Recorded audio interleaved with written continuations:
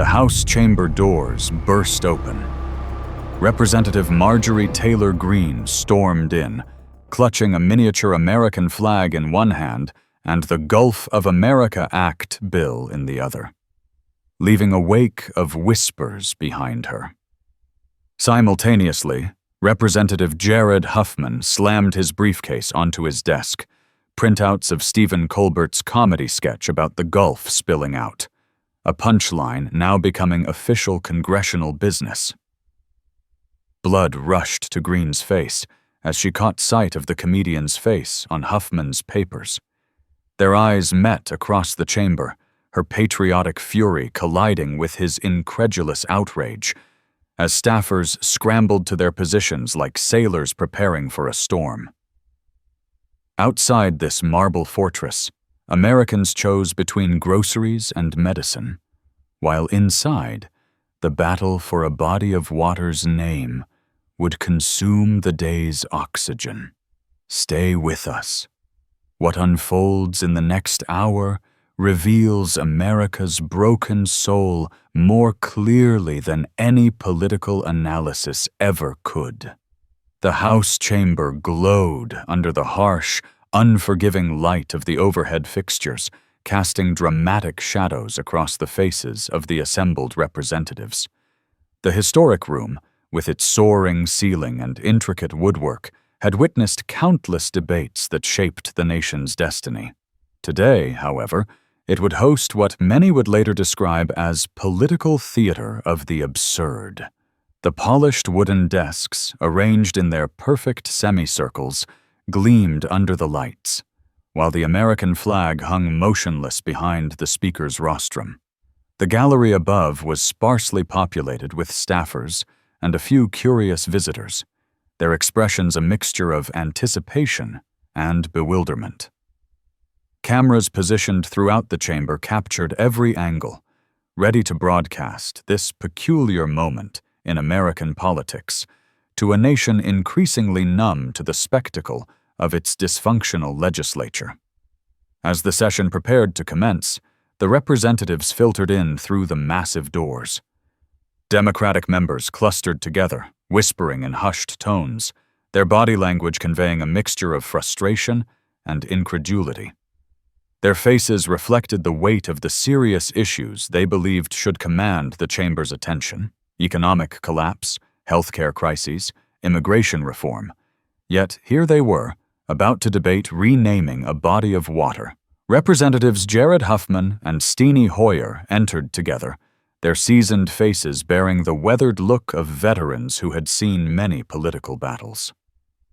Huffman's jaw was set tight, his usual easy smile replaced by a grim determination. Beside him, Hoyer walked with the measured pace of a man who had witnessed decades of congressional folly, but was still capable of being surprised by its depths. Their eyes locked briefly, sharing an unspoken understanding. They would fight this battle not just with facts, but with the cutting edge of satire to expose what they viewed as the absurdity of the moment. Across the aisle, the Republican contingent presented a stark contrast. They moved with a purposeful energy, their postures rigid with the conviction that they were engaged in serious business of national importance. Representative Marjorie Taylor Greene swept into the chamber like a force of nature, her blonde hair perfectly styled, her expression set in the steely determination of someone convinced of their righteous mission. Flanking her was Representative Bruce Westerman, whose more measured demeanor suggested he was bracing himself for the storm to come. The chamber hummed with the low murmur of pre-debate conversations, punctuated by the occasional sharp laugh or raised voice. Staffers hurried between desks, delivering last-minute notes and briefing materials. The atmosphere was thick with anticipation, not the solemn anticipation that precedes momentous legislation, but rather the edge-of-seat tension that builds before theatrical conflict. As the speaker called the session to order, a hush fell over the chamber. The microphones were activated with a subtle electronic whine, and the cameras pivoted to focus on the speaker's rostrum. The stage was set. The actors were in their places. The performance was about to begin. The gavel struck with a sharp crack that echoed through the chamber, silencing the last whispers of conversation. Representative Marjorie Taylor Greene rose to her feet, smoothing her navy blue blazer as she approached the podium. The chamber fell eerily quiet, the kind of silence that precedes a storm. Greene stood tall, her posture radiating unwavering confidence. Her eyes scanned the chamber with the intensity of a predator assessing its territory. When she finally spoke, her voice carried the practiced cadence of someone who understood the power of a dramatic delivery. "Democrats are outraged today because they are America last," she began, her voice rising with each word, filling the chamber with accusatory energy. As Greene spoke, Democratic representatives shifted in their seats, exchanging glances that ranged from incredulous to indignant. Several shook their heads slightly, the subtle movement visible only to those watching closely. Representative Huffman's expression remained carefully neutral, though a muscle twitched in his jaw as he jotted notes on a legal pad, his pen pressing so hard it nearly tore through the paper. Greene continued her speech, her gestures becoming more animated as she built her case for renaming the Gulf of Mexico. Her rhetoric painted a stark picture of an unpatriotic opposition, describing Democrats as people who hate our history and hate our heritage. With each accusation, she leaned forward slightly, her voice dropping to a near whisper before rising again in righteous indignation. "The Democrat Party doesn't want to preserve America's rich history or promote pride in our country, our lands, our people, our businesses, and yes, our waters, the Gulf of America," she concluded, punctuating her final words by bringing her hand down firmly on the podium. As Greene returned to her seat, surrounded by approving nods from her Republican colleagues, the chamber's atmosphere changed perceptibly. The air felt charged, like the moment before lightning strikes. Democratic members straightened in their seats, their faces set in expressions of determination. The battle lines had been drawn not with swords, but with words, and the response was imminent. Representative Jared Huffman rose next, approaching the podium with measured steps. Unlike Greene's theatrical entrance, Huffman moved with the quiet confidence of someone who trusted in the power of reasoned argument. His tall frame stood straight, but there was nothing rigid in his posture. Rather, he emanated the calm readiness of a debater who knew his ground.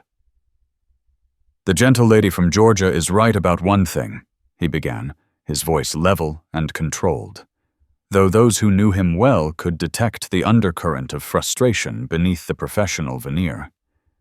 "Democrats are outraged." A brief murmur rippled through the chamber at this unexpected point of agreement, but Huffman quickly pivoted. As he detailed the economic chaos he attributed to the administration, describing families struggling with rising costs and retirement plans in ruins, his voice gained intensity. His hands, previously resting lightly on the podium, now emphasized each point with precise, controlled gestures. "What do you hear from Republicans across the aisle about this thing that is wrecking the lives of so many American families?" he asked, pausing to sweep his gaze across the Republican section. "Nothing.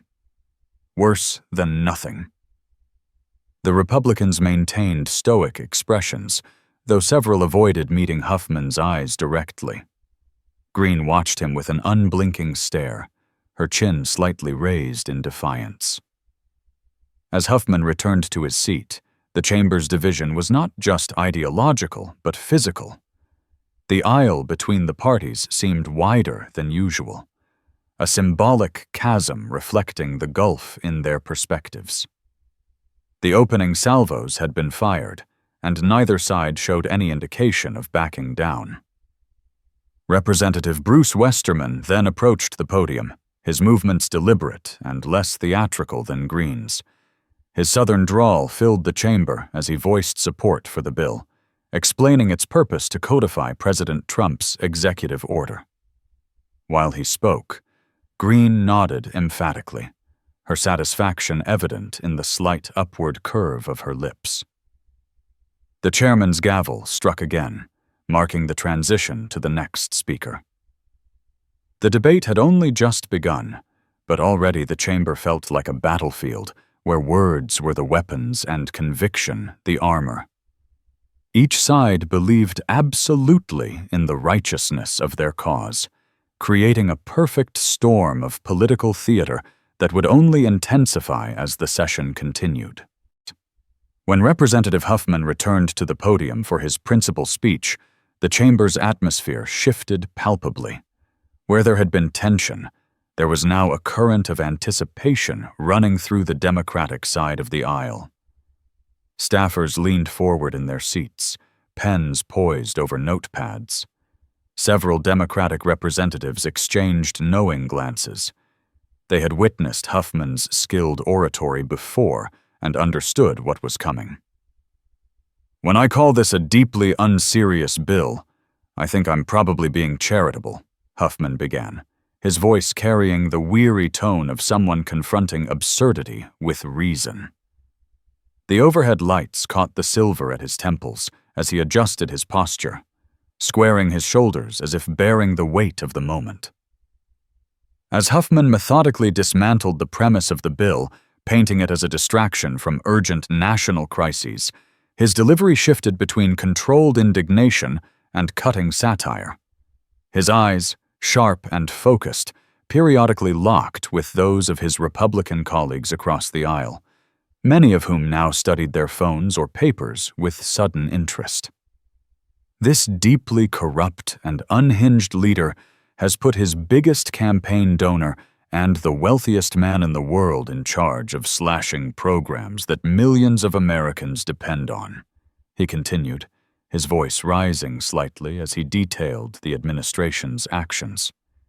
His right hand punctuated each point with a precise gesture, like a conductor leading an orchestra through a complex passage. When Huffman revealed that the concept of renaming the Gulf had originated as a joke by comedian Stephen Colbert, a ripple of uncomfortable movement passed through the Republican side. Several staffers exchanged glances, while others maintained studied neutrality. Greene's expression hardened, her lips pressing into a thin line as she scribbled furiously on her notepad, occasionally shaking her head in disagreement. "The truth is, this bill won't fix a single problem," Huffman declared, his voice now carrying the clear ring of moral certainty. "It does absolutely nothing to help the Gulf Coast. It won't create a single job. It's not going to fix our climate crisis. It's just dumb." In the gallery above, several spectators nodded in agreement, while others remained expressionless, their political allegiances concealed behind careful masks of neutrality. A junior staffer on the Democratic side failed to suppress a smile, quickly covering it with a cough that earned him a sharp glance from a senior colleague. As Huffman described his amendment to rename the entire planet Planet Trump to highlight the ego-driven nature of the bill, scattered laughter erupted from the Democratic side, quickly suppressed, but unmistakable.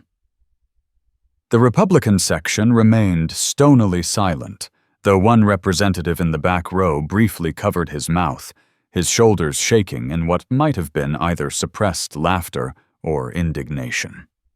Huffman's voice took on a somber quality as he concluded, noting that a Fox News poll showed 67% of Americans opposed the name change.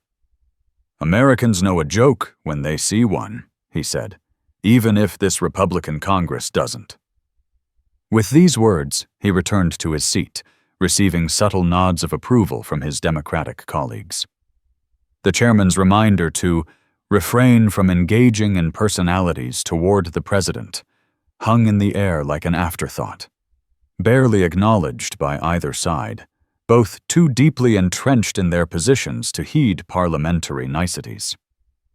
When Representative Westerman yielded time to Greene for her rebuttal, she approached the podium with renewed energy, her movements sharp and deliberate, like a fighter entering the ring for another round. The narrative battle for America's soul, played out through the unlikely proxy of a body of water, was intensifying with each exchange. The gap between the opposing worldviews growing wider with every word spoken. As Greene returned to the podium, her demeanor had shifted subtly. Gone was the outright aggression of her opening statement, replaced by a carefully constructed patriotic indignation. She stood slightly taller, her spine rigid as if embodying the nationalist pride she espoused. The chamber's lighting seemed to focus on her blonde hair, creating an almost halo-like effect that her supporters might have found symbolic. "I'm honored to be here today in front of the American people as we debate the merits of the Gulf of America Act," she began, her voice carrying a reverent quality that contrasted sharply with the dismissive tone of the Democratic speakers. As she spoke of pride in American waters, that we own, that we protect, her hands swept outward in an encompassing gesture, as if physically embracing the Gulf itself. The debate had transcended its nominal subject.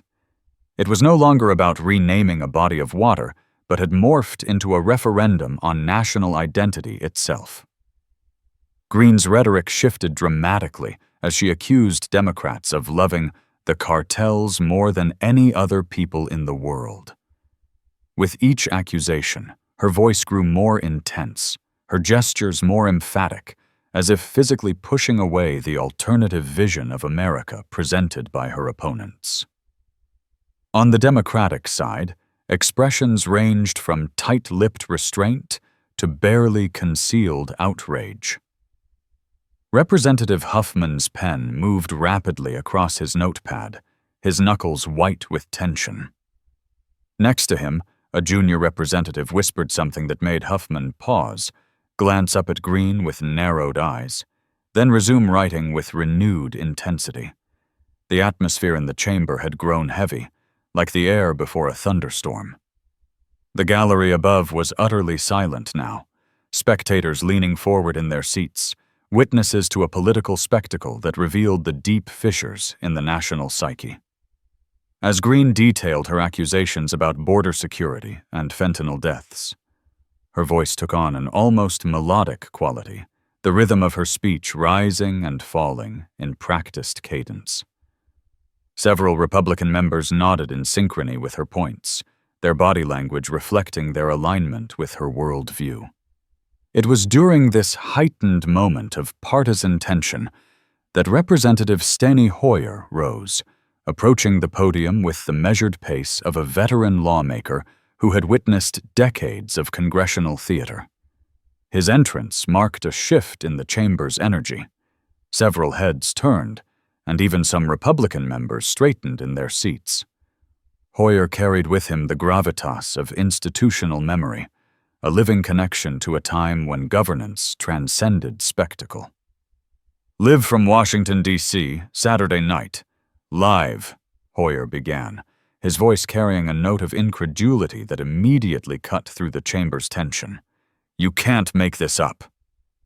A sudden, startled laugh escaped from someone on the Democratic side, quickly stifled, but indicative of the unexpected tonal shift. Hoyer's approach, using humor to highlight absurdity, created a momentary disruption in the performance, a breaking of the fourth wall that acknowledged the theatrical nature of the proceedings. "Mr. Speaker, I rise in perplexion," he continued, his weathered face conveying genuine bewilderment. The word choice, not confusion or opposition, but perplexion, struck precisely the note he intended, suggesting not partisan disagreement, but human incomprehension at the scenario unfolding before him. As Hoyer spoke, his respect for Westerman, "He is my dear friend and one of our best members," created a brief bridge across the partisan divide. It was a reminder of the personal relationships that continued to exist beneath the public performance of political combat. A glimpse of the human connection that survived even in this polarized environment. The chamber's lighting seemed to soften momentarily, as if responding to this brief respite from hostility. But the pause was short-lived. Hoyer's voice took on an edge as he asked, "Is this infantile bill to rename the Gulf of Mexico really this House's top priority?" His tone shifted between incredulity and satirical mimicry as he repeated Greene's assertion that the bill would solve all the problems. Through Hoyer's speech, Greene maintained a rigid posture, her eyes fixed on middle distance, refusing to engage directly with his mockery.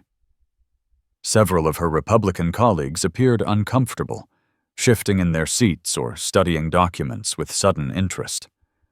Others remained expressionless, masks of political discipline hiding whatever reactions they might personally harbor. The pivot was complete. What had begun as a debate about a geographical name had transformed into a struggle over America's soul and identity. The Gulf of Mexico versus the Gulf of America represented not just a label on a map, but competing visions of nationhood itself. One side championed an expansive, confident America that needed no symbolic renaming to affirm its greatness. The other advocated a defensive nationalism that sought affirmation through such gestures. As Hoyer's speech continued, the chamber reflected this division not just in words, but in the physical separation of the parties, the contrasting body language, and the opposing emotional currents that flowed through the chamber. The fight over a body of water had become a battle for the heart of America itself. As Hoyer's speech built toward its climax, the chamber's atmosphere grew increasingly charged. His normally measured demeanor gave way to passionate incredulity as he addressed the bill's trivial nature against the backdrop of national crisis. "The economy is shrinking for the first time since COVID-19, he declared, his voice rising slightly. Then, breaking from his prepared remarks with a moment of pure extemporaneous theater, he quipped, "I think Saturday Night Live just called me. They want me on." The unexpected joke sent a ripple of surprise through the chamber. Several Democratic staffers failed to suppress their smiles, while on the Republican side, a few members shifted uncomfortably in their seats. One young Republican congressman in the back row briefly covered his mouth with his hand, his shoulders shaking slightly in what might have been suppressed laughter. Hoyer continued, his voice gaining intensity as he detailed the real crises facing American families: rising costs, small businesses failing, families struggling to afford basic necessities. With each point, he grew more animated, his hands emphasizing each statement with the practiced gestures of a seasoned orator. "They're happy about course Gulf of America. That'll do it," he exclaimed, his sarcasm palpable, filling the chamber with the tension of unvarnished truth-telling. "Millions of Americans risk losing their health insurance if Republicans' Medicaid cuts go through yet. Republicans think this juvenile legislation is the best use of this House's stock." As Hoyer's critique sharpened, targeting the underlying purpose of the bill as a distraction from substantive policy failures, Greene's expression hardened. Her eyes narrowed slightly, and her jaw tightened visibly. She remained perfectly still, a study in controlled anger, while beside her, Westerman maintained a neutral expression, though his right hand, resting on the desk, curled into a loose fist. "This is the only thing we're doing today, folks," Hoyer continued, his voice now carrying the weight of moral judgment. "What a sick joke!" The phrase hung in the air like a physical presence. Several Republican members glanced toward their leadership, as if seeking guidance on how to respond to such direct condemnation. No guidance came. The leadership maintained studied neutrality, their faces revealing nothing of their inner thoughts. when Hoyer invoked the memory of the late Elijah Cummings. "We're better than this." His voice softened momentarily, carrying a note of genuine sorrow. The mention of Cummings created a brief, poignant silence in the chamber, a momentary unity in respect for a departed colleague that transcended partisan divides. But the moment passed quickly as Hoyer returned to his critique. "The American people are counting on us to be better than this," he said, his voice now carrying the dual tones of disappointment and challenge. As Hoyer's speech reached its emotional peak, describing the bill as childish drivel and questioning America's self-confidence, his words seemed to physically affect the chamber. Democratic members nodded in visible agreement, some leaning forward as if drawn by the gravitational pull of his argument. On the Republican side, reactions varied. Some members remained stone-faced in political discipline, while others displayed subtle signs of discomfort, avoiding direct eye contact with the speaker. "Are we so small? Do we feel so belittled by the rest of the world that we have to do this silly step?" Hoyer asked, each repetition of "silly" landing like a hammer blow in the now silent chamber. "We are made smaller. Hear me, we are made smaller by this effort." As he delivered his final line, "Vote rationally. That will be a no." Hoyer's voice carried a quiet authority that contrasted sharply with the theatrical exchanges that had dominated the debate. He returned to his seat amid a momentary silence that spoke volumes about the impact of his words. In that brief pause before the chairman called for the vote, the chamber held its collective breath. The personal had become political, and the political had become deeply. In that brief pause before the chairman called for the vote, the chamber held its collective breath. The personal had become political, and the political had become deeply personal. The debate over the Gulf of America had revealed not just policy disagreements, but fundamentally different conceptions of national identity and congressional purpose. The gavel struck, shattering the moment of reflection and returning the chamber to its procedural rhythm. But something had changed in the atmosphere. The theatrical performance had briefly given way to genuine emotion, revealing the human stakes beneath the political posturing. As the final votes were cast and recorded, the chamber began to empty with the practiced efficiency of a theatrical company striking a set after the final curtain.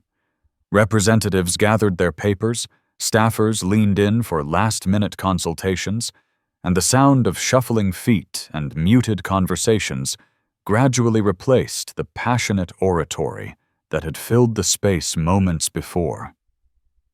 The Gulf of America bill had been defeated, with 67% voting against it, mirroring precisely the Fox News poll that Huffman had cited earlier. The symmetry between public opinion and congressional action was a rare moment of alignment in an era of perceived disconnect between the people and their representatives. Representative Greene moved through the chamber with quick, purposeful strides, her face set in an expression that revealed nothing of her thoughts about the defeat. Several Republican colleagues approached her with brief words of support, receiving curt nods in return. Her battle had been lost, but her performance had secured her standing within the party's nationalist wing, a tactical victory within a strategic defeat. Across the aisle, Representatives Huffman and Hoyer lingered, engaged in quiet conversation. Huffman's expression had softened from its earlier intensity, occasionally breaking into a smile as Hoyer spoke, gesturing expressively with his hands.